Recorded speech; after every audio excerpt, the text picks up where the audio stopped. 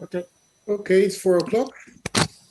So I don't know what exactly my tasks are, but I'd like to introduce Magnus. He's from Chalmers in Sweden, and he's the main driving force of the CakeML project, which is great, but apparently he found some time to do CakeML Lite or something like this, and he will talk about this in the talk that will now follow. Right, and before we start, let me mention that this is one of the 3 distinguished paper awards at CPP. I hope you can see my screen. And I'm going to virtually award this to Magnus.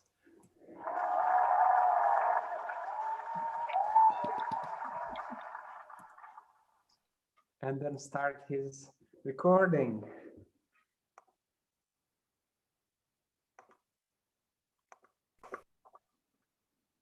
Oh, that's the wrong one.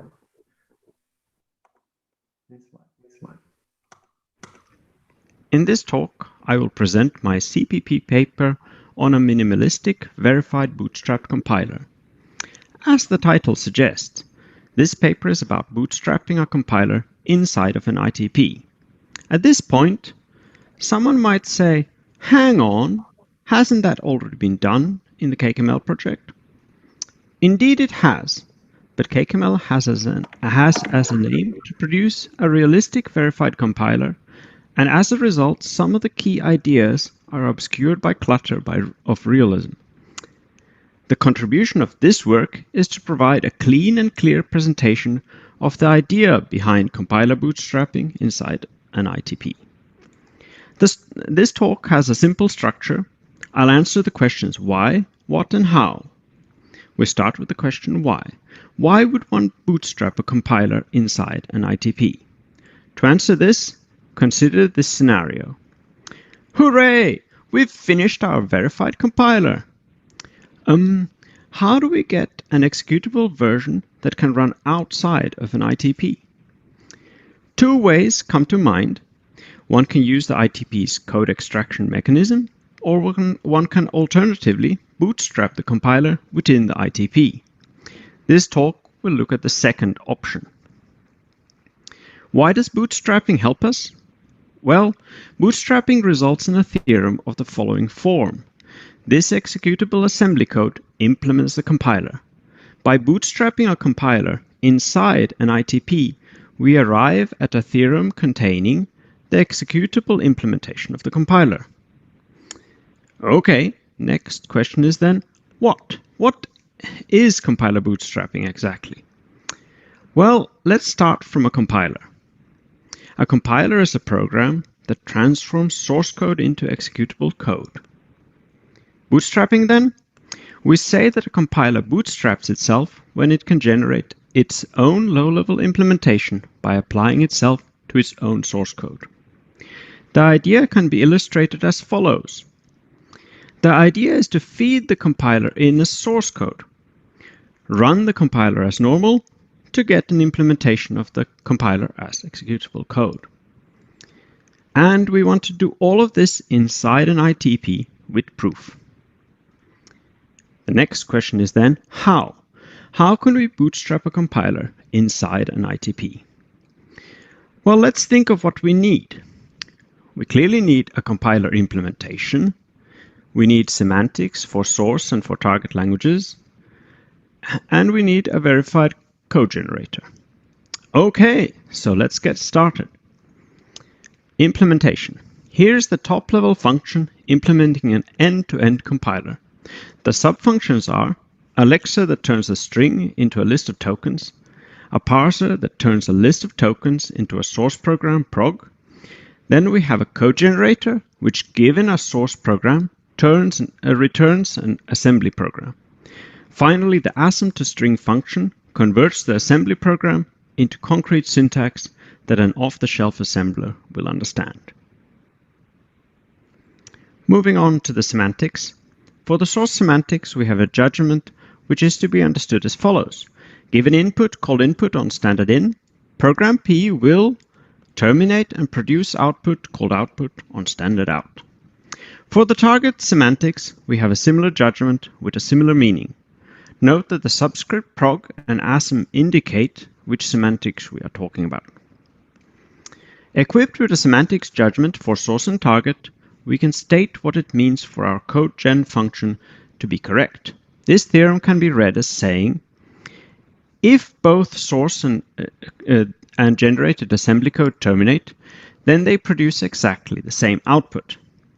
There are other more general ways of phrasing compiler correctness, but this simple statement will do for our purposes here. So getting back to what we need, it looks like we have all these now. Let's attempt to bootstrap the compiler.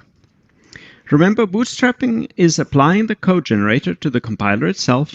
Let's do it.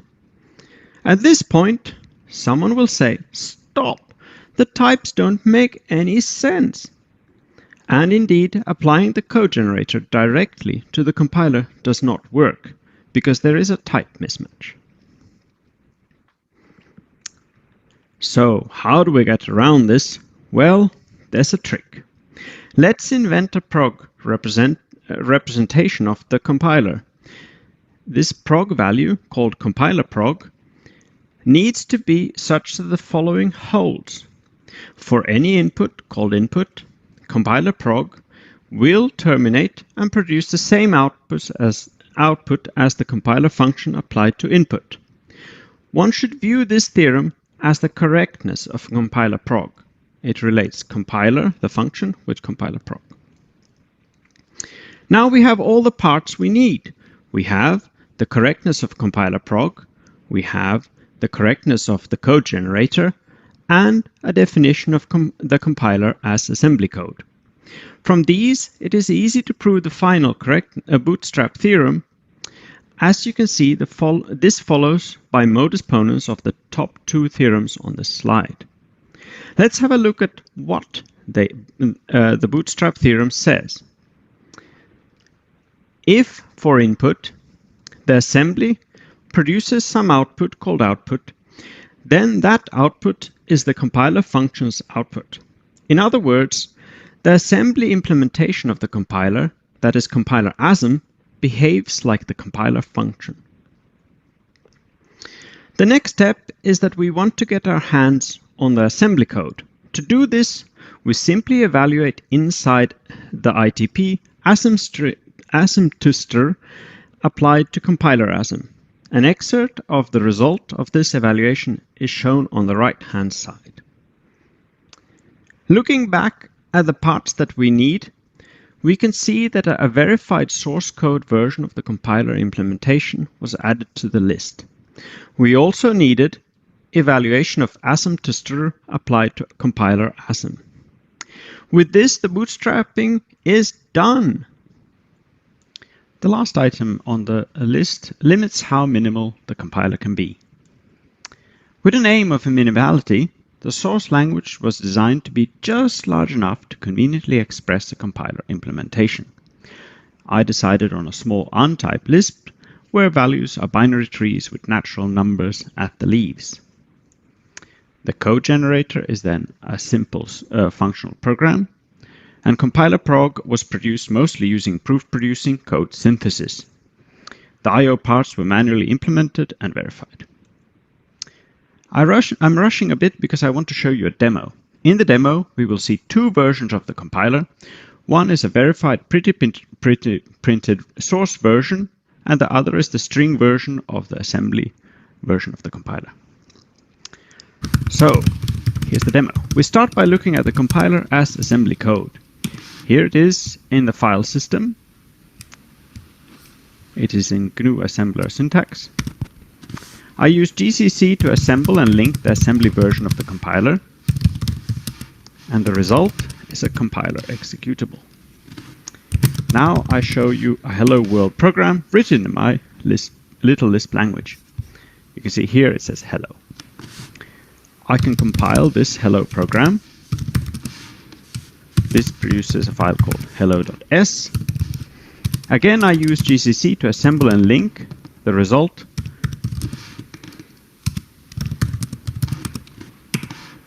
And when we run the hello program, it says hello. Now let's have a look at the compiler pre-printed to source syntax. This file is a generated file, but it's still quite readable. At the bottom of this file, we see the top-level definition of the compiler. And just as we did for the Hello World program, we can also compile the compiler source. Here I'm piping the result into a file called result. And now I use diff to check if there's any difference between the result and the original compiler ASM, and there isn't. And that concludes this talk. I'm happy to take questions. Okay, that was a nice talk. Are there any questions? Max is applauding, but that's not a question. You can raise your hand in the chat. I don't know whether it's possible, but I suppose it is. You can put something in Clouder. Yeah, it should be possible to raise hands as well. So I have a question. Yeah, okay, go ahead. Okay, so it seems to me like there are two implementations of the compiler, one called compiler in the language of the proof assistant, and then one called compiler proc, which is implemented in the this Lisp-like language. And it seems to me like that's a bit of duplication having two implementations. And I understand that the compiler proc is mostly automatically generated from compiler, but I was wondering if one could sidestep this altogether by starting out by implementing the compiler in this Lisp-like language. So writing compiler proc first, and then stringifying that with the pretty printer, and then using the operational semantics to figure out what the compiler outputs when giving itself as a string as input. Would that work? And what would the pros and cons be of that? Certainly, yeah. I think with that way, I would have preferred to write it in a normal text file first. Just write it and then parse it, and that way get the AST for it in the prover, and then run the semantics to essentially get the shallow embedding via the semantics by running the semantics. Yeah, that's certainly possible. I think it's a little bit harder to write the compiler that way, just because it's untyped and the language is a bit, I mean, I'm kind of faking that there are data type constructors. It's all syntactic trickery. Yeah, so it's certainly possible. And maybe that's how it would be done if the automation is difficult to write, for instance. Yeah. Thank you. Question. Thank you. Okay, any other questions? I have a question. Please. About the concrete question about the names in AST. I noticed that the name in AST is just an abbreviation of numbers. So the compilation will convert the concrete syntax of names to numbers.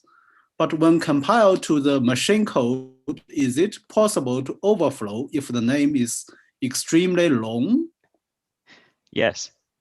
So the parser is actually in charge of turning strings into numbers. And if you have a string, a name, an identifier that's longer than 8 characters, you're going to have a problem. But so this is just a minimal example. This is my little hack for making it still readable, even though everything's natural numbers internally. I see. Thank you. Okay, we're nearing the end of our time. One more question, maybe? No? Okay, thank you, Magnus, for a very great paper. And so I'll applaud because my mic is on. Thank you. Then the next talk will be a PhD student of Magnus, Andreas Leu. I don't know how to pronounce it. Also from Chalmers, and he doesn't compile Lisp, he compiles Verilog. Hi, I'm Andreas, and welcome to this presentation for Lutsig, a verified Verilog compiler for verified circuit development. Let's start by summarizing what is going on here. So first, it is good to know that Verilog is the most widely used hardware description language today. And what we have done is that we have built a new verified Verilog compiler called Lutsig. And Lutsig targets a class of FPGAs, that is, programmable logic. And specifically, Lutsig is capable of producing technology map netlists for FPGAs. And in the paper and in this presentation, we show how to use Lutsig in verified circuit development. And lastly, all of this has been done inside the interactive theorem prover Hall 4. To use Lutsig in verified circuit development, we suggest following the approach usually taken inside ITPs when developing verified software. Concretely, you start with the Verilog design, and then you use Lutsig to produce an FPGA netlist.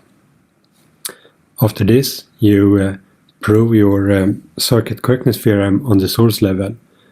You do this on the source level because it's easier to reason on the source level than on the target level. But we are ultimately interested in a target level correctness theorem, and to get this from our source level correctness theorem, we compose the source level correctness theorem with Lutzig's correctness theorem to get the target level correctness theorem. To be able to prove the correctness of Lutsig, we need a formal semantics for both the source language and target language, so let's look into those. For the source language, that is Verilog, we base our semantics on earlier work, and the semantics is a function operational semantics, which is supposed to be a sound simplification of the latest Verilog standard. And for the netlist language, the semantics there is also a function operational semantics, and the netlist is represented in a linear fashion. This is easier to work with than a netlist represented as a graph. And our main design goal for the netlist language was simply to have a language that is easily pretty-printed for communication with PNR tools. Let's also say something about the internals of the compiler itself. So I will mention 4 important passes here, and let's go through them one by one. So for the Verilog to netlist compiler, the compilation algorithm here is based on the compilation algorithm from the unverified Verilog compiler CSYN. If you're familiar with conventional software compilers, many parts of Lutsig will look familiar to you. What is happening here on a high level is that we for each Verilog variable allocate a register, and then for each register we need to build a next state netlist, such that we know how to update them each clock cycle. And this is probably easiest seen with the concrete example. So in Verilog we have 2 different kinds of assignments, non-blocking and blocking assignments. So we keep track of these using 2 maps, sigma and sigma non-blocking. And now we need to create a netlist for this Verilog code. So compiling the first line is quite straightforward because the right-hand side is simple. We do not need to add any new cells. We can simply update the sigma map saying that A is now free.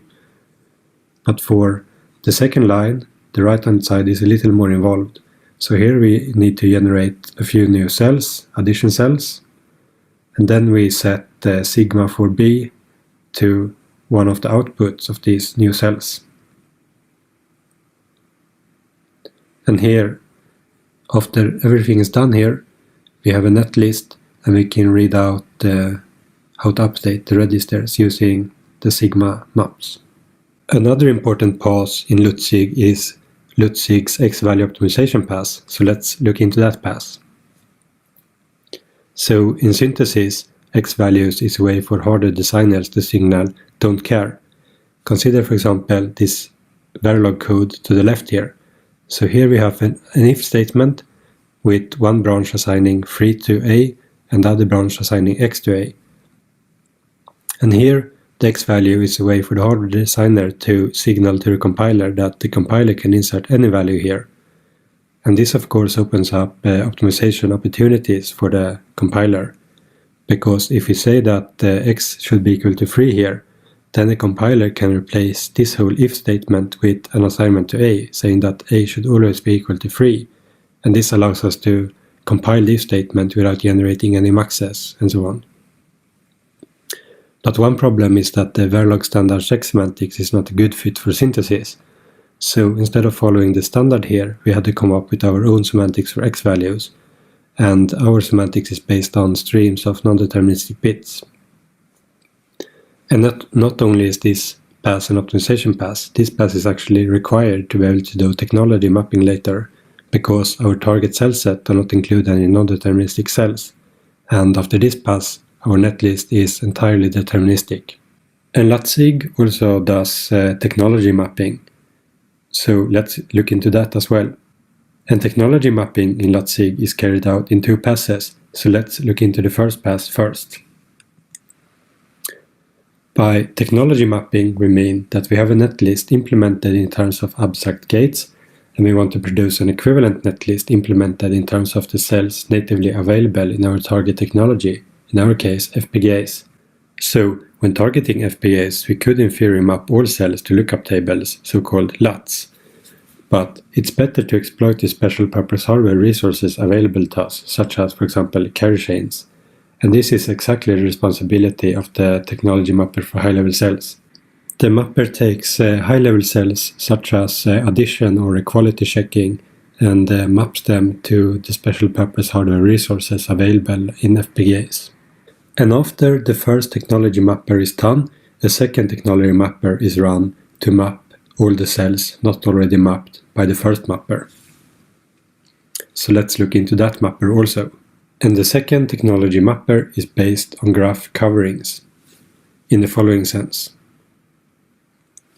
So the first step is to find a covering of our input netlist, for example, something like this. And then each cover is turned into a lookup table or LUT.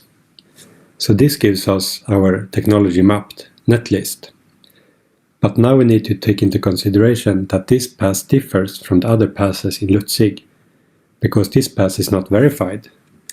This pass is instead based on translation validation, because running a graph covering algorithm is computationally expensive, and translation validation allows us to run the algorithm outside our logic.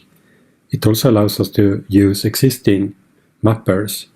However, for this first version of Lutsig, we found it easier to build our own mapper than integrating an existing one.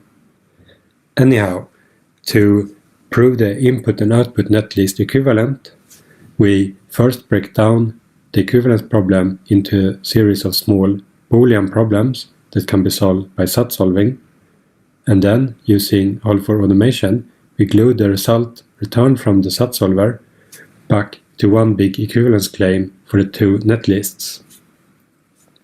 And thanks to the infrastructure available in Hall4 for SAT solving, we do not need to add the SAT solver used to our TCB, because the Hall4 infrastructure can create a Hall proof from the SAT proof. Okay, so let's wrap up. So, of course, in the paper you will find more details about everything that has been mentioned in this talk. And in particular, you will find two case studies. One case study about how to verify a simple moving average filter, showing how to use Lutsig in practice, and there you will see how we, for example, encode circuits in Hall, etc. And since Verilog is a popular language, you can connect up Lutsig to other Verilog-based tools. So, we for example show that we are able to compile the Verilog output of the verified high-level synthesizer Verisert using Lutsig in the paper.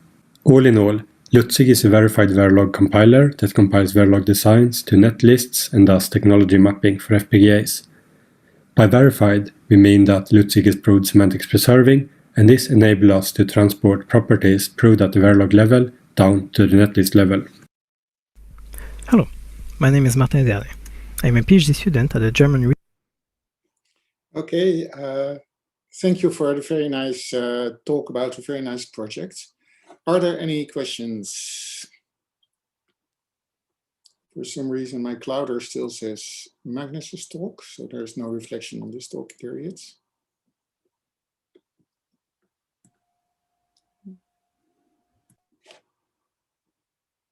No one has questions? Okay. I've got a question. Yeah, please. I was wondering, is your current subset of Verilog restricted to synchronous designs? And or are there any complications if you wanted to do asynchronous clockless programming? So it's restricted to synchronous designs because I mostly been thinking about FPGAs, and there it makes sense to do synchronous stuff. And I haven't really done any circuit design for synchronous designs, so I don't know how to do it formally, because you need some kind of formal thing to reason about, which is easy to simply to reason about. So some whole model, and then you need so I wouldn't know how to design the whole model to begin with, and that would be the first step. And then one would start thinking about how to translate that whole model to some netlist or something. But I would need to look up how to do asynchronous designs before starting to think about how to do a compiler for asynchronous circuits. Okay, thanks. Are there any other questions, remarks, compliments? Edward? Hi, thanks for the presentation. Will the source code be available? Yeah, it's already available on GitHub. So there's a link in the paper.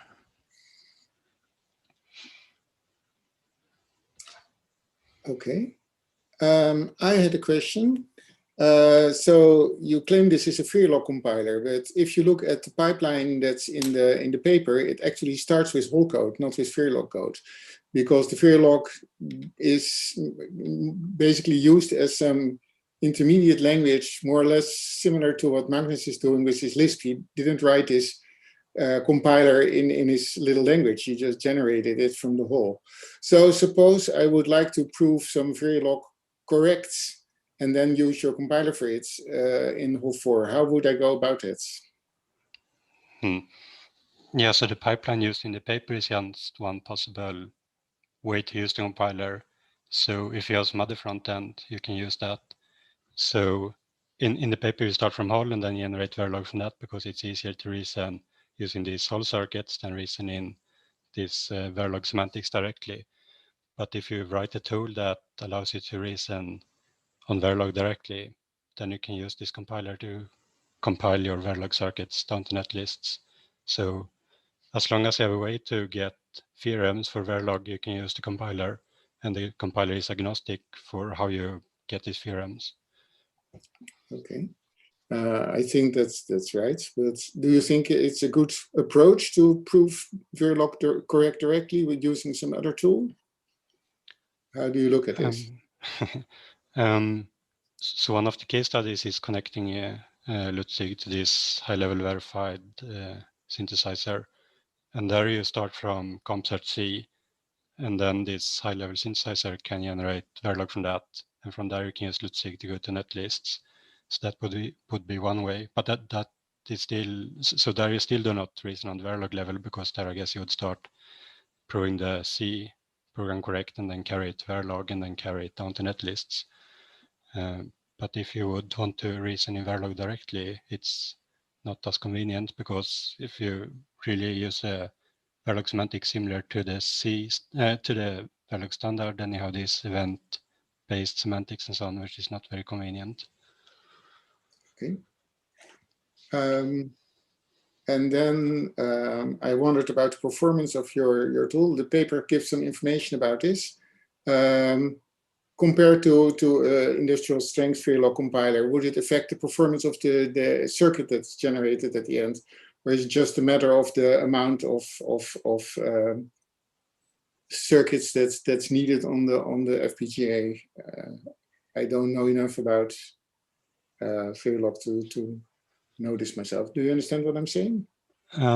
Not really. It's the question how good circuits the compiler produces, basically. Well, basically whether the circuit that generated will have the same performance as what you can generate, because the clock cycles are still the same. Yeah, so the correctness theorem says that the output must be the same as what the Verilog design gives you cycle by cycle, but then the clock cycles you don't get any guarantees about how long the clock cycles are.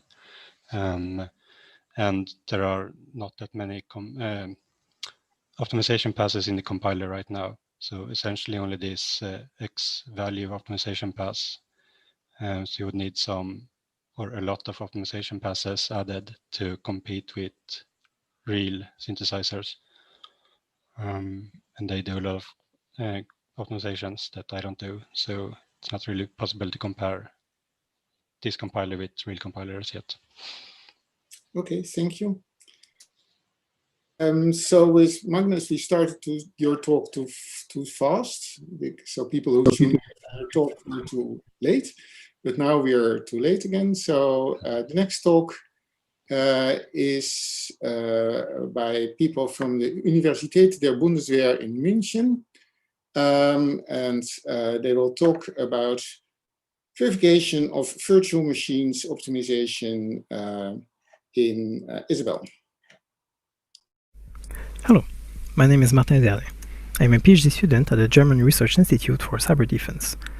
Today, I want to tell you about a project I've been working on with my supervisor, Stefan Brunthaler, that aims to bring us toward efficient and verified virtual machines for dynamic languages. When a program in a dynamic language gets executed, it is fed to a virtual machine which compiles it on the fly to bytecode and interprets each bytecode instruction one after the other. This execution model is very convenient, but it tends to be slow, so virtual machines are often optimized with just-in-time compilers. These compile the bytecode at runtime to input-specific machine-native code and allow to achieve near-C performance. But just-in-time compilers are very complex programs, and virtual machines' code bases now contain millions of lines of code. As can be expected, this increase in complexity came at the very high cost in correctness and security. So we wondered, could one use the ComCert technique and formally verify the correctness of virtual machines with just-in-time compilers? We are rather skeptical about that. You see, compilers are relatively simple programs that work as a pipeline, while modern virtual machines, on the other end, work more like a huge and complex state machine. The other problem is that they constantly modify their own program at runtime, and it's not entirely clear how to formally reason about such self-modifying programs. And worse, even if it was to be done, the mere nature of dynamic code generation is a security liability. You see, the first step of most attacks is to get the victim's processor to execute some code under the control of the attacker. This means that every single function that gets just-in-time compiled could be the payload of such an attack. We believe that a more promising strategy is to add simple and effective optimizations to verified bytecode interpreters. So we specified 3 bytecode languages that incrementally support more optimizations. DIN is the baseline that we extend with a type-based optimization called inline caching to form Inca. We then extend it again with a data representation optimization called unboxing to form UBX. For each language, we define a realistic small-step operational semantics, a simple compiler, and a bisimulation relation that ensures compiled programs exhibit the same behavior as their original programs. We mechanized our formalization in Isabelle whole and ended up with a total of around 6,000 lines. We made extensive use of Isabelle's locales to abstract over implementation details not really relevant for the optimizations. So let's start with DIN, which is a simple stack-based interpreter for dynamically typed languages. All support data types are gathered in a tagged union of dynamic values. We can see it at play in this small example program that performs a conversion from Fahrenheit to Celsius. At the beginning, the operand stack is empty. When the virtual machine executes the load instruction, it fetches the number 65 from dynamic memory and pushes it onto the stack. Notice that the constructor keeps track that it is a floating point number. The next instruction pushes 32, and the next instruction is a subtraction operation that pops the 2 topmost operands and pushes the difference. The execution continues until the final result remains on the stack, at which point it is stored back into dynamic memory. Operations are implemented in a fashion akin to the following.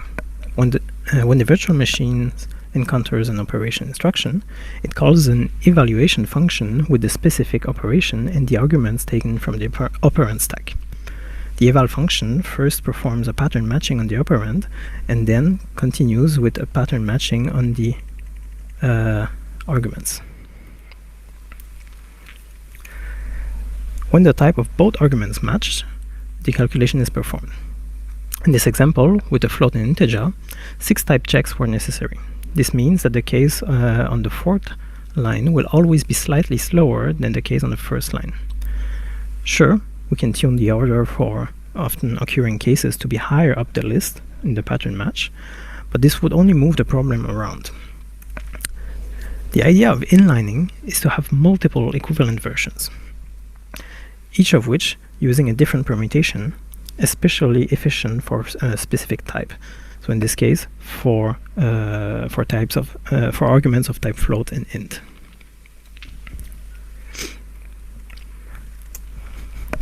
Formally, we use a locale to abstract over the set of operations and their implementations. Locales are Isabelle's way of expressing an interface akin to a ML functor or a dependent record. All blue types are abstract types, and all fixed parameters are abstract function declarations.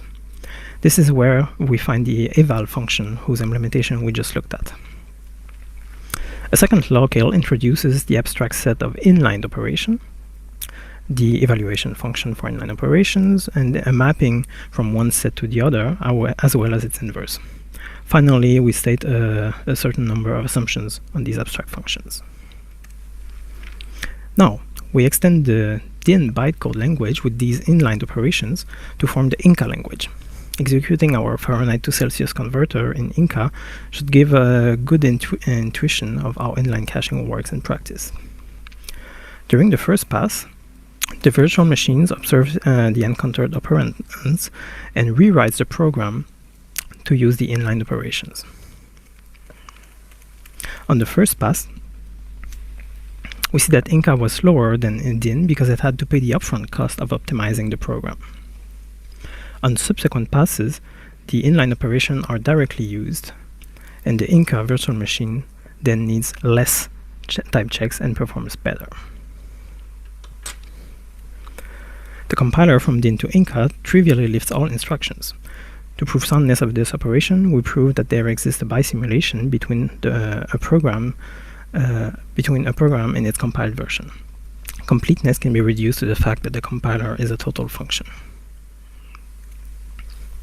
Now, while inlining reduces the number of type checks in pattern matching, the unboxing optimization tries to avoid pattern matching altogether by bypassing the dynamic constructors, which we then call boxes, and whenever possible, working directly with the machine native values, which we refer to as unboxed.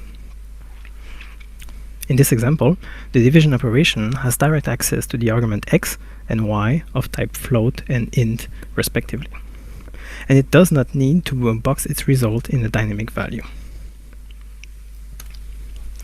We then extend Inca with unboxing to form UBX. Let's see what this looks like for our Fahrenheit to Celsius converter. This optimized version of the program expects to load a floating point number from memory.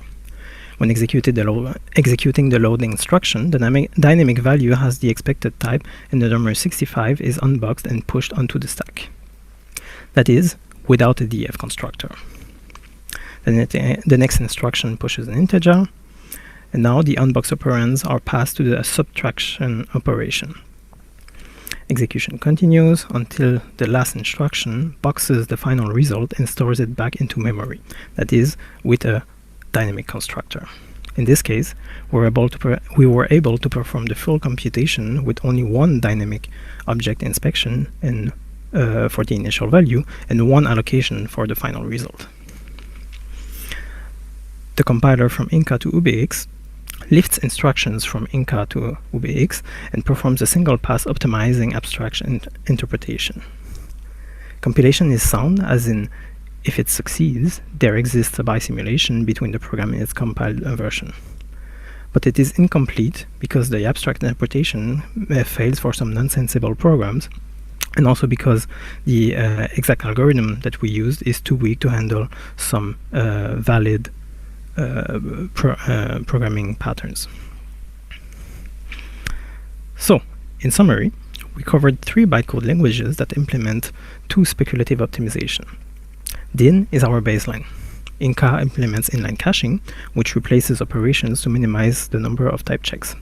And UBX implements unboxing, which replaces as many instructions as possible and changes the data representation to reduce the number of type checks even further and reduce the number of dynamic values in allocation requires.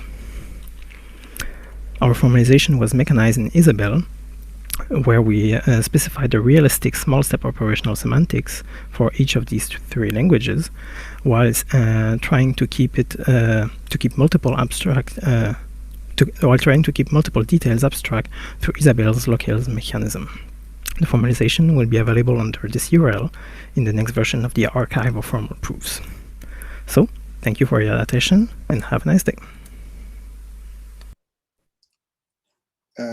Thank you very much for the talk. I think I forgot to upload this last talk, so let's upload for 2 talks together now. Are there any questions?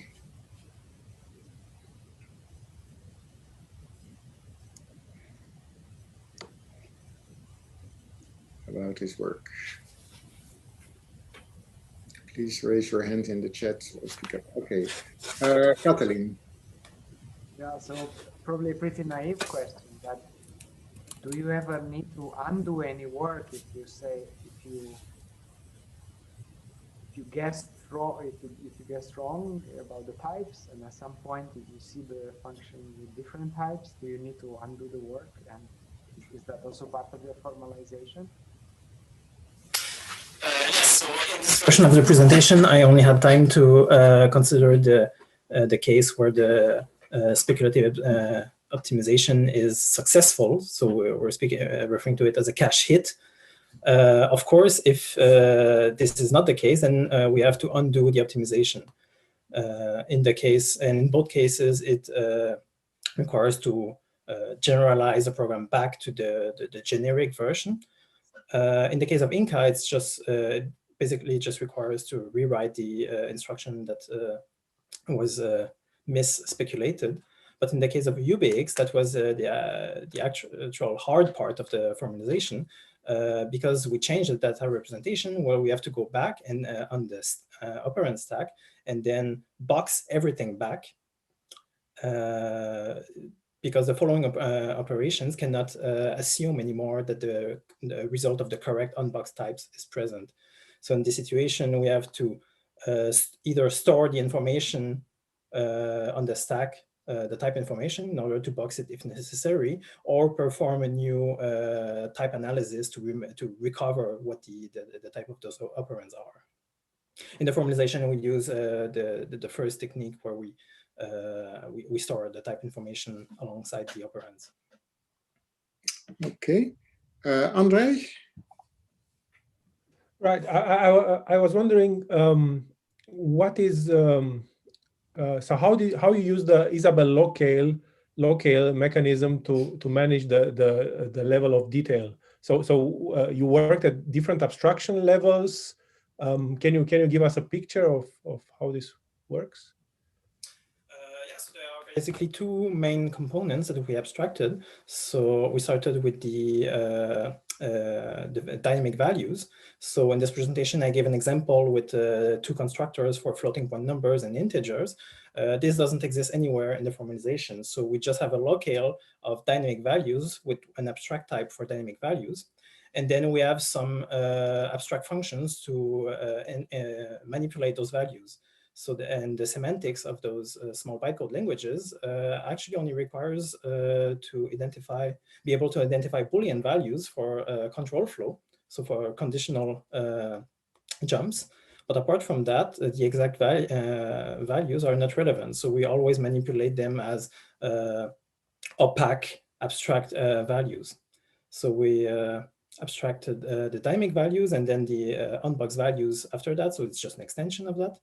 And then, as I showed in the presentation, the concrete operations are also kept abstract. So we just assume that there exists a set of operation, and then that there is a way to use to apply those operations on abstract values to calculate a result. So the only thing that interests us is the arity of those operations. And then the semantics has to just keep pay attention to providing the correct number of arguments to those abstract operations.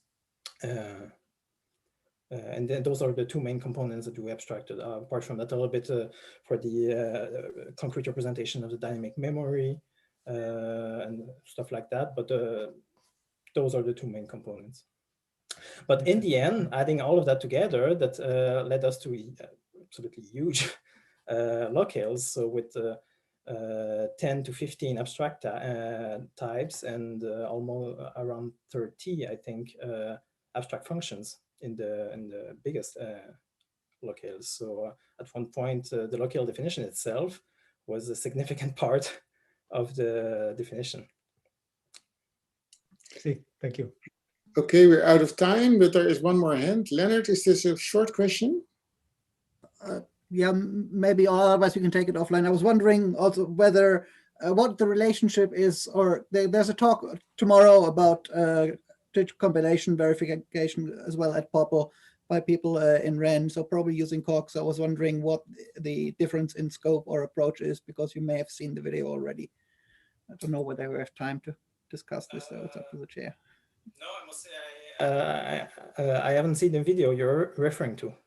Okay, I think it's at 4:40 tomorrow afternoon by Aurel Barrière and collaborators. But, okay. Yeah, I will have to get a look at that. Sorry. Okay. Okay, thank you again for the talk, and I now pass on the chair to Cyril.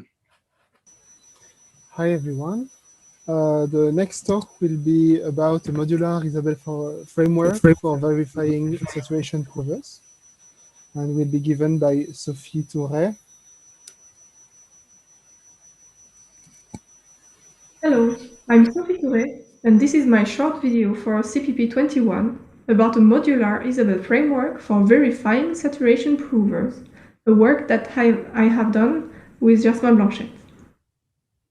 I will start by introducing what you need to know about saturation theorem proving, and then we'll jump over all of this to see just one prover architecture of the two that we have formalized, the one that is used in the RP prover that I will also briefly explain.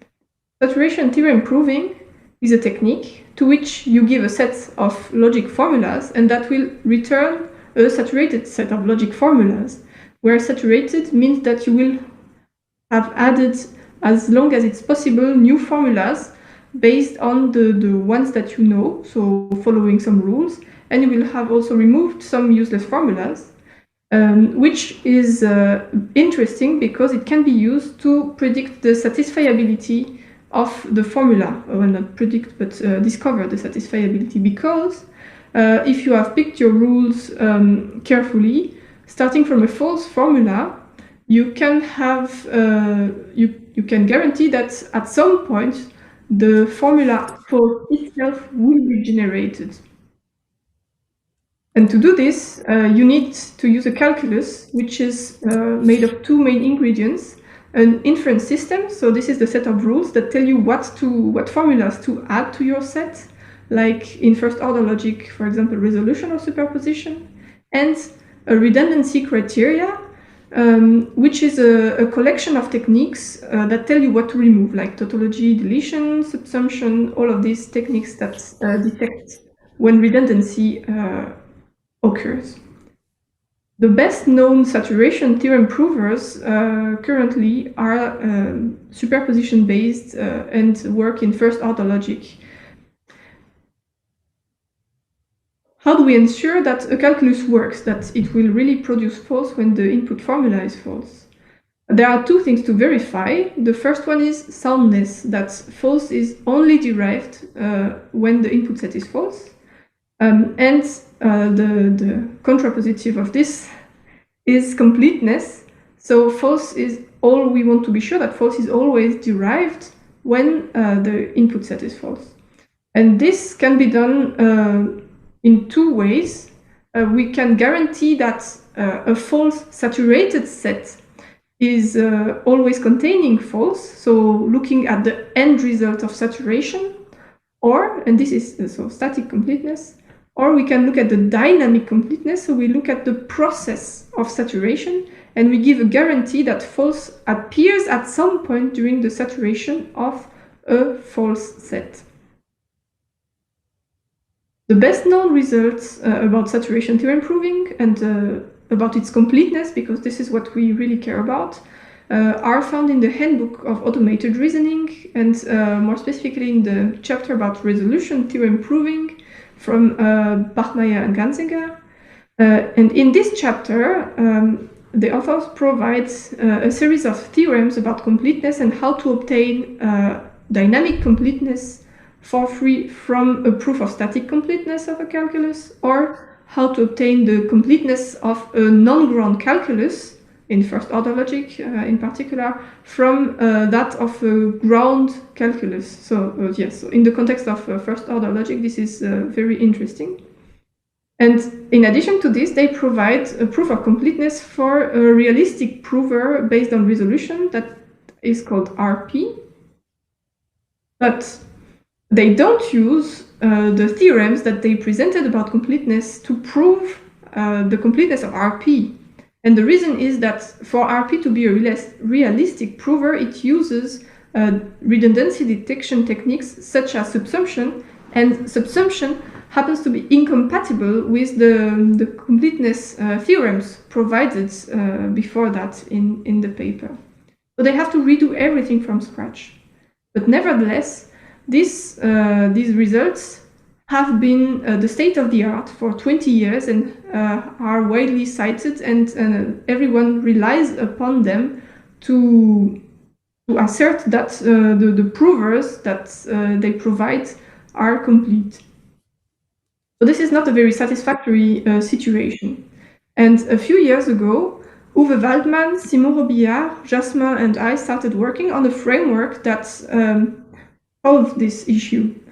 In it, we provide a series of results about completeness again, but we generalize the ones from the handbook, from static to dynamic completeness, and from ground to non-ground calculi. And this allows us to add an extra layer where we can really model processes that are as close as possible to realistic provers. And to show the power of this framework, then we also provide a new alternative proof of completeness of RP based on this framework. So what is this prover architecture that is used for RP? It's called the eager given clause architecture. So in Isabelle, we represent it as a transition system with two rules that tell you how that model step in the saturation process. So the first rule we look at is the infer rule. What it does is it says that starting from a set of clauses that are all passive, one will be selected, this one here, and it will be put into an active set, as in here. So this clause here gets into the active set, and when this is done, what happens is all the inferences that can be realized between C and the clauses in the active set are inserted inside of the passive set. So here we add a bunch of new clauses that become passive. And by iterating this process, we can guarantee that all the clauses that are initially all in the passive set, one after the other, are handled until nothing remains in the passive set. And at that point, the set in the active set is saturated. And then what is this process rule? It's a rule that allows for redundancy deletion either in the active or in the passive set. With this architecture, it's possible to model the RP prover again, as a transition system that operates on states, where states are triples NPO, so we have now 3 sets of clauses, and the last one here is the only one that is active. Then it has much more rules than GC, the eager given clause. All of these ones here are redundancy deletion techniques, and you can see that the 3 here are about subsumption. And there is one rule that does the infer step of the given clause. This here is the old proof of completeness of RP, the one that is found in the handbook. I won't get into the details of it for lack of time. And with the framework, we get an alternative proof. And the way this proof works is it starts by requiring the proof of completeness, of static completeness of the ground resolution calculus. So without, for logic, first order logic without variables. And then the framework does the work of lifting this to static completeness of non-ground resolution. And from this, also, it lifts this result to the dynamic completeness of GC, this transition system. And then what remains is to prove that RP is an instance of GC. And once this is done, the dynamic completeness of RP is obtained. So it's a much tidier and more intuitive proof than what is here, because it doesn't mix everything as opposed to what is here. Well, you have to trust me on this if you are just watching this video, but it's clearer if you watch the longer version. To conclude, so the proof, the structure of the proof that I have just shown is not only good for RP, but it can be reused for many other saturation calculi. And so our framework is really widely applicable for these techniques. And along with it, we have developed other tools for saturation theorem proving, like to prove soundness, for example, which is more straightforward. And we can also report of a very positive interaction between the development of the pen and paper framework and the Isabelle framework. For example, we had cases of cross-debugging or also the discovery of alternative proofs and often tidier, neater proofs in both directions. Thank you very much for your attention. Bye. So thank you for the presentation. Thanks. Sophie is here to answer questions. Yes, can you hear me? Okay. Are there questions? I don't see any. So I have questions. So I saw that there was an extracted program for RP from this framework. Am I right in the paper? No. We didn't use program extraction, so there's nothing that can be run. Oh, okay. So I thought so because one of the usual uses of formalizing something, a decision procedure fully inside the system, might be to skip the verifying stage of a checker. Is that something you have in mind? So it's not something I or Jasmine will work on personally, because we are more interested into the theory of automated reasoning. But some people have followed this path. For example, for SAT solving, my colleague Matthias Fleury has done that, and there would be a lot of work involved if we want to get to something executable, because there are lots of data structures and techniques that go beyond what we have abstracted from the procedure. So it would be a lot of work, maybe a PhD. Okay, for RP, no, wait, let me correct this, because I was thinking about superposition, but for RP, Anders Schlichtkrull has already formalized RP, but using Bachmeier and Ganzinger, so the work from the handbook. So this has already been done, and they then after his PhD, quite recently, I think he also refined everything into something executable. So this has been done.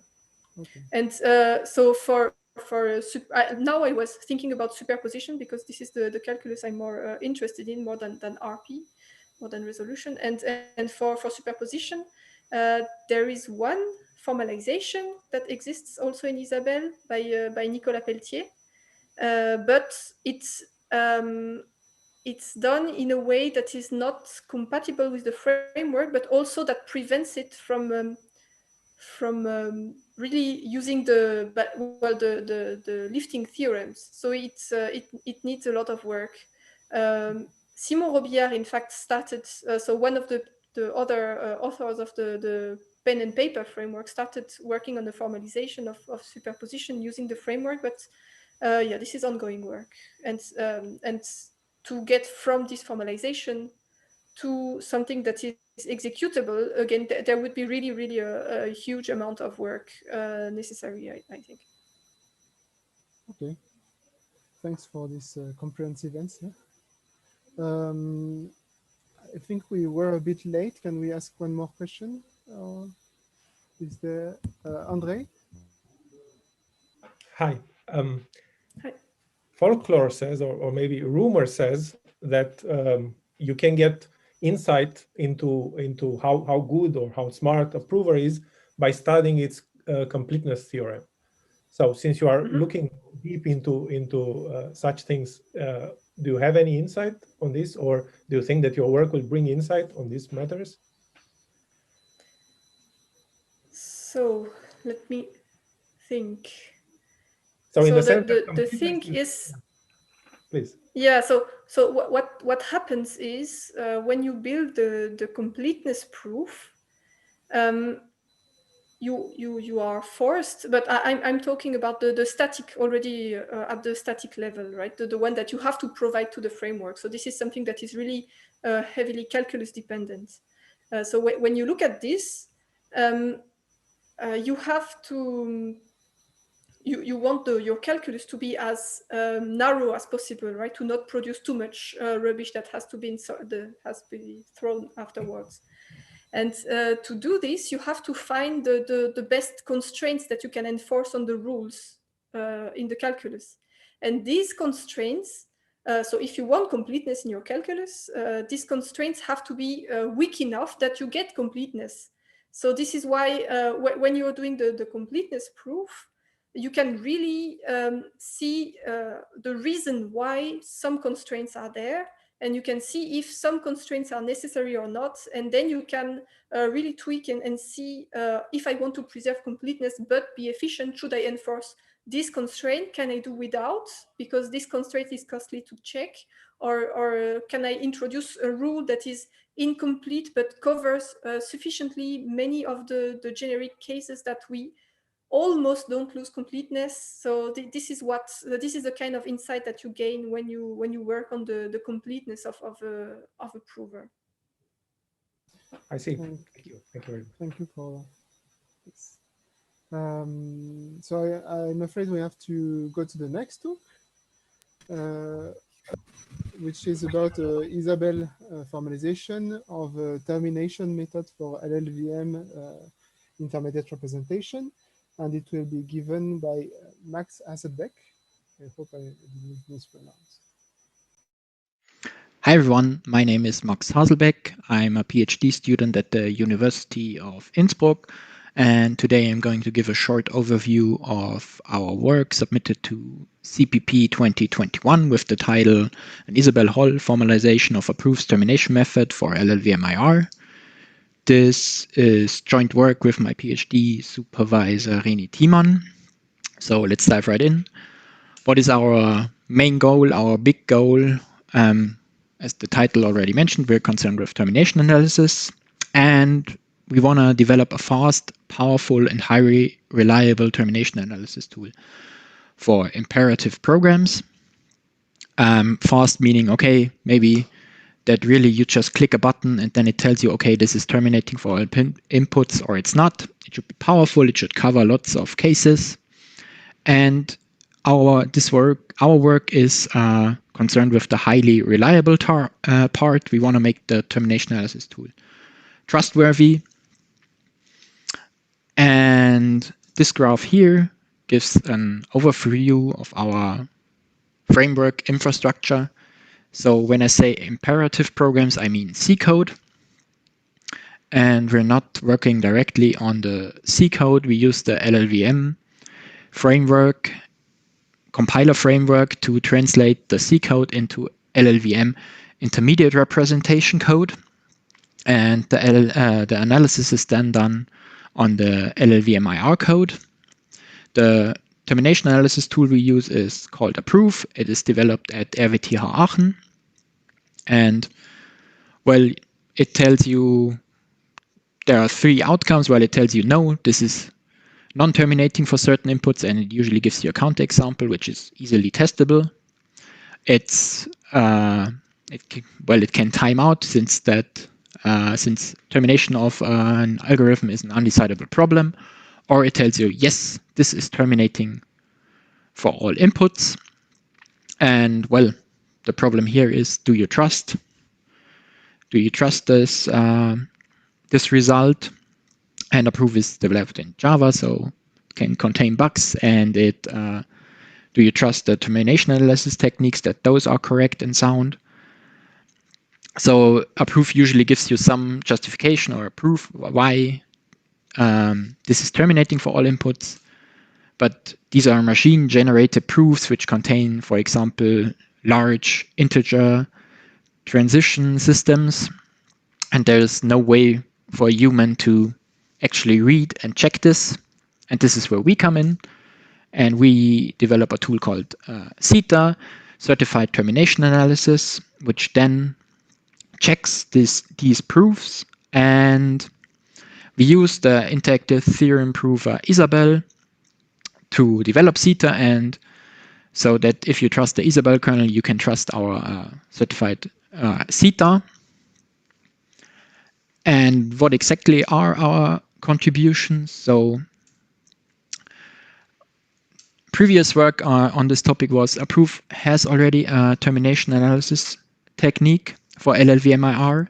So it proves termination of LLVM-IR code by translating it to a so-called symbolic execution graph, which is a finite representation of all possible states a program can enter. And it shows, and they have proven on paper that if the SEG is terminating, then the LLVM-IR is terminating. And then they have shown that you can convert the SEG to an integer transition system, and the termination of the ITS implies the termination of the symbolic execution graph.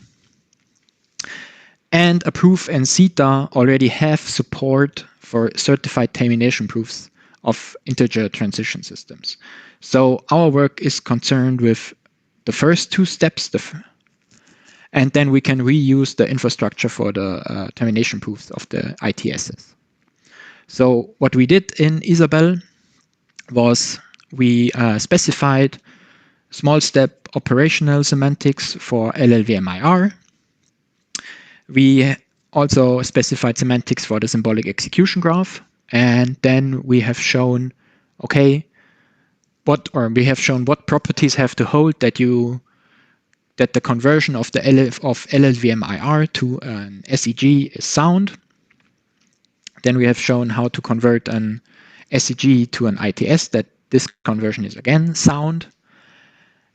And we show, okay, if the SEG is terminating, then the LLVM-IR code is terminating. And we show if the ITS is terminating, then the corresponding SEG is terminating. So we have verified in Isabelle all the paper proofs done by the AProVE team. But as already mentioned, we go 1 step further. So we implemented a function LLVM check termination, which takes as input a program, a function as a starting point, and a proof of termination. And if this function succeeds, Then we show, okay, the step relation, which implements the small step semantics, is terminating on a start state S with the program proc. So now we develop, and LLVM check termination is executable, and similar functions have been developed for other systems like integer transition systems and term-rewrite systems, and all of these together form CETA, and we now integrated our LLVM termination certifier within CETA.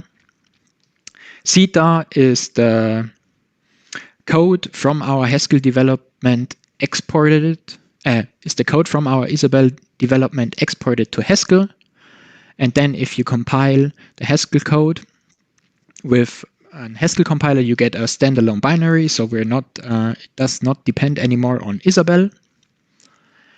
And we also extended AProVE to generate proofs that are readable by CETA. These are in an XML format that was already used for the termination proofs of term-rewrite systems, for example. This is what this looks like. You have an usually very large XML file with the actual problem as input. Here it is an LLVM problem. And then in another tag, after that, in another tag, you have the proof, which here is an LLVM termination proof, which consists of the SEG, an ITS, and an ITS termination proof. And well, we implemented all of this, and we evaluated this on the programs from the C integer category from the termination competition. Here, AProVE can generate termination proofs for 216 out of 334 programs, uncertified termination proofs. And now with our methods, AProVE can generate 102 certified termination proofs that in turn can be checked by CETA, so little less than half now have certified termination proofs. And well, actually, AProVE can generate ITSs. So why does this not work for more programs? AProVE can generate ITSs for almost all of those programs. But then it can't show termination of those ITSs with the certified ITS termination methods. So the certified ITS termination analysis needs further improvement. Then we could show for more programs, C programs, that they are terminating. And some small limitations, or some limitations and future work for us is we don't have a proper memory model yet. And also we're working with arbitrary integer arithmetic instead of bit vector arithmetic like in real work code. We hope to fix those limitations in future work. And at the end, I'm going to leave you with the graph I showed you in the beginning, because I think we have found a nice way here to have a, well, fast and powerful termination analysis tool here with AProVE. But you also have a trustworthy, highly reliable tool, because in the end, the proof of termination also has to be checked by our verified system. So that's it. Thanks for listening, and I'm looking forward to all of your questions.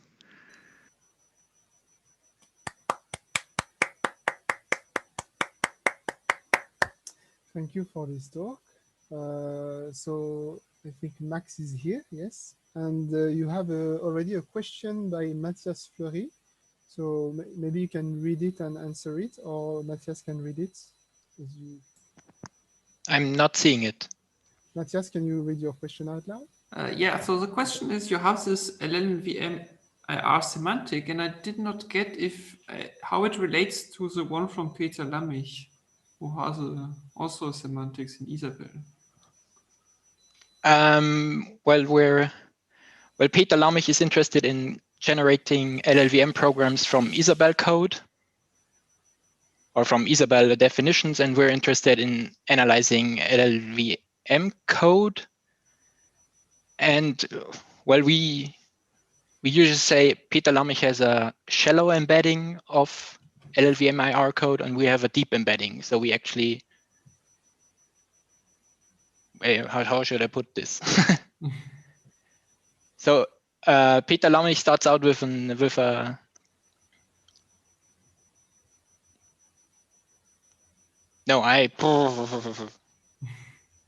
So I took some inspiration from Peter Lammich, but it's not exactly what you need. Okay. We need a little bit more. We need a little bit more than Peter Lammich because our direction is a little bit trickier. Okay. Thank you. I think we have time for your question, Andre. Right. So I think it's quite impressive extending the scope of CETA. I have a general question. So you are using the Haskell-based system, which is extracted from Isabelle. Yeah. So this is exactly where, so the level of the trust, there's a trusted component there in the code generator, because it only guarantees partial correctness. So whatever you prove in Isabelle, only let's say partially, there's only the partial correctness aspect that moves to the Haskell component. So I'm wondering if you can use CETA exactly for addressing that aspect, that jump in trust in this system. Does it make sense? That you analyze the Haskell code with, the code generator itself for exactly the missing component, which is the total part of correctness. I'm wondering if you can use CETA, you can apply CETA to CETA itself somehow. Well, not yet, because we don't support Haskell code. Maybe in the future. All right, okay. Looking forward to the future. So we have to go to the next talk, which will be about a verified decision procedure for the first order theory of rewriting for linear and variable separated systems. And it will be presented by... Hello and welcome to the short talk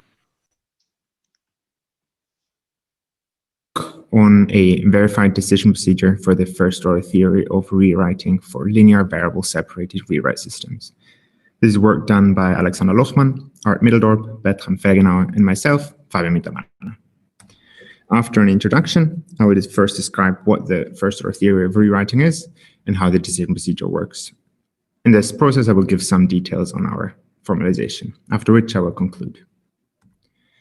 When talking about term rewrite systems, we obviously want to talk about properties of such systems. Here are 3 examples: ground confluence, normalization, and consistency. And on the left, you can see the definition of these written down as a first order formula.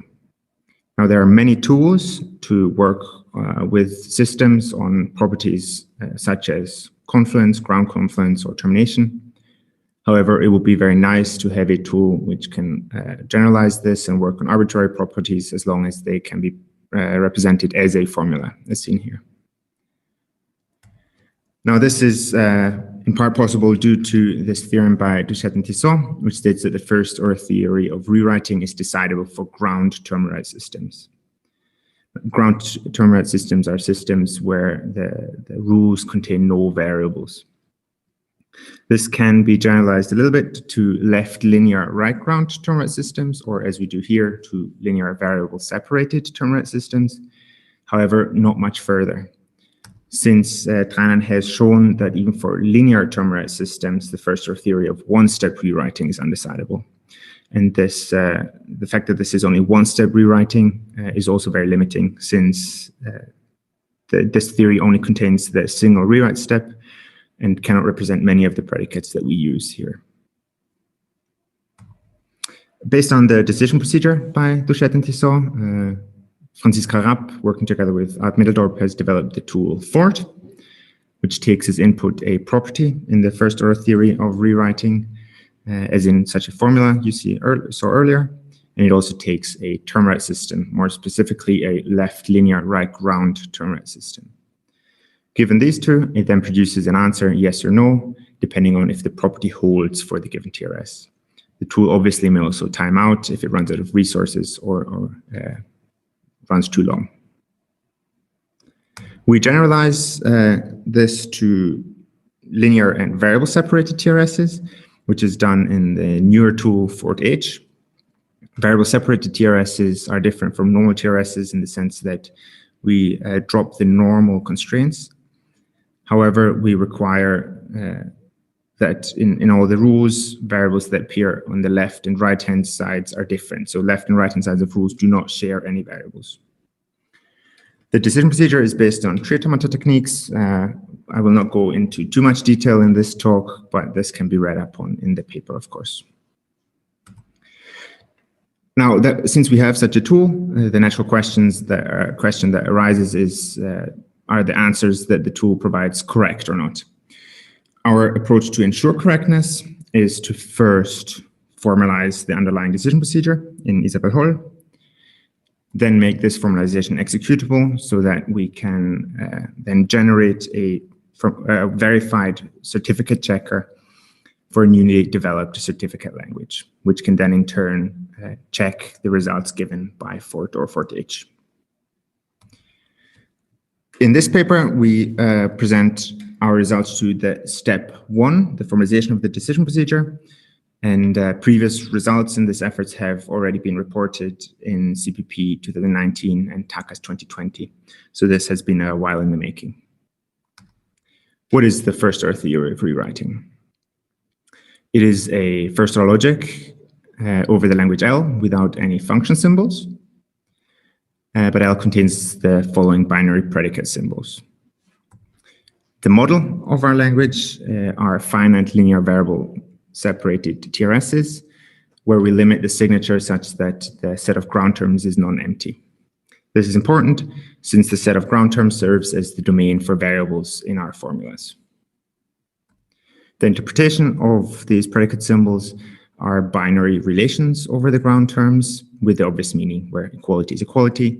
This arrow is the one-step rewrite relation. If we add the star, that's the reachability relation or the transitive reflexive closure of the rewrite relation.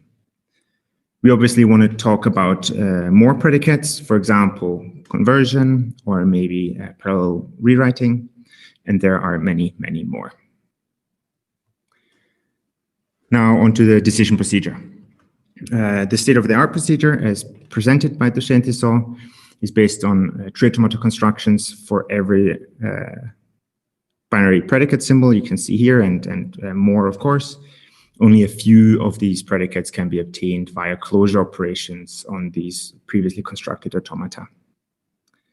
The goal for our formalization was to reduce the number of concrete constructions required and get more of these predicates or represent more of these predicates via closure operations. Why is this nice? Well, firstly, it significantly reduces formalization effort. Instead of requiring correctness proofs for every single one of these constructions of the binary relations, we now only need a smaller amount of these constructions, of course, and then verify that the closure operations are correct. However, we then obtain many more predicates using these. This is also nice because it results in an independent and more expressive tree automata library, since these closure operations are not limited to the first-order theory of rewriting, but generalize or can be used in other settings using tree automata. And this is the result. This formal language represents the first-order theory of rewriting as we have formalized it, and it only uses a single binary primitive, which is this root step relation of ground terms for linear variable separated term right systems. All other binary relations are then obtained via closure operations. We do not only use these so-called anchored GTT relations, more on that in a moment, but we also have our two relations which build upon these GTT relations and also allow for normal tree automata. As I said, the other required predicates are then obtained via closure operations, as you can see in this table here. Two important concepts that we add are these anchored GTT relations and also the multi-hole context closure. And these allow us to only use these very few primitives. What are anchored GTT relations? Well, this is based upon ground tree transducers or GTTs, which are just pairs of tree automata. These accept binary relations with the acceptance criterion, as you can see here, such that two terms S and T are in the relation. If S reaches U and T reaches U via the corresponding automata, where U is a mixed term, which means the term contains both function symbols but also states. Now, by redefining this acceptance criterion to only accept the terms if they reach a state, no longer a mixed term, we get a different language, which we call the anchored language of a GTT, or the anchored GTT relation. These are nice because they have better closure properties than ground tree transducers themselves. The second thing, as mentioned, is the multi-hole context closure. It turns out that it's possible to close these relations under context, so we can add context with arbitrary amounts of holes on the outside, and we can restrict these contexts in the number of holes or the positions of these holes. And this is denoted by this N and P. In conclusion, we have added about 5,000 lines to the previously presented formalization of about 9,500 lines of code. But of course, the previous results and formalization had to be modified slightly to fit into this framework. The full formalization can be found at this link here, where the theory files can be downloaded, but there's also a nice HTML rendering to read there. In conclusion, we have made the first complete formalization for the decision procedure of FORT, and we have also written the correctness proofs for our representations of the rewrite relations. So we've proven that they are equivalent to the rewrite relations in ISA4, which is the Isabelle formalization of rewriting. The steps 2 and 3 in ensuring correctness of FORT or FORT-H were also done, but this is part of the upcoming paper presented in TACAS 2021, where we've designed a certificate language and also have generated a verified certificate checker from the formalization presented here. This is the end of the presentation. Thank you very much for watching.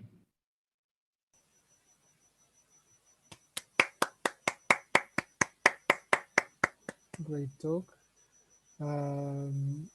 So Max, no, sorry, so Fabian is here. Are there questions for Fabian? Hello, I hope everyone can hear me. Yes. I also have my colleague here, Alexander, who can probably explain more details of the formalization. Okay. So I have a question.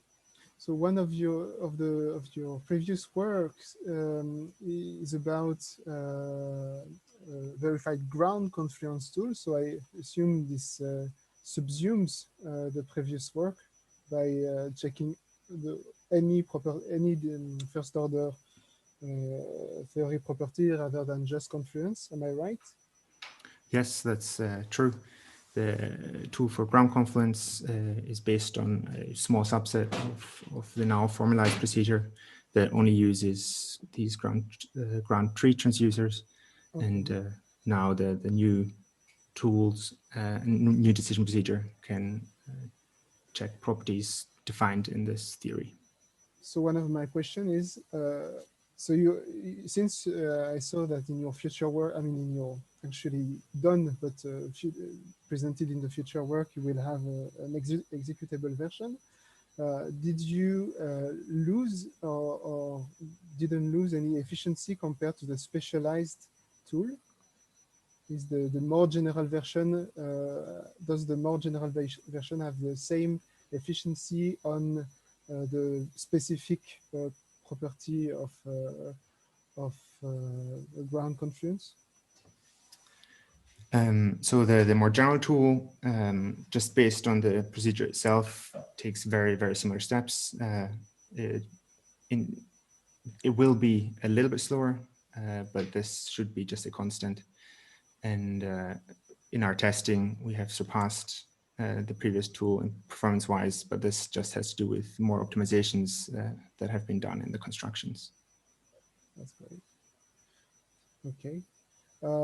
I was wondering, in the same line, if reducing the number of constructions in your grammar had an impact on efficiency. Do you introduce, for example, a step of refinement where you provide maybe smaller tree automata that you know are specific to some constructions? This is a question that's probably better posed to Alexander.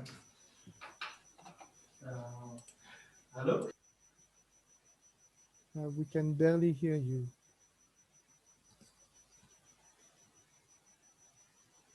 Hello? Here he is.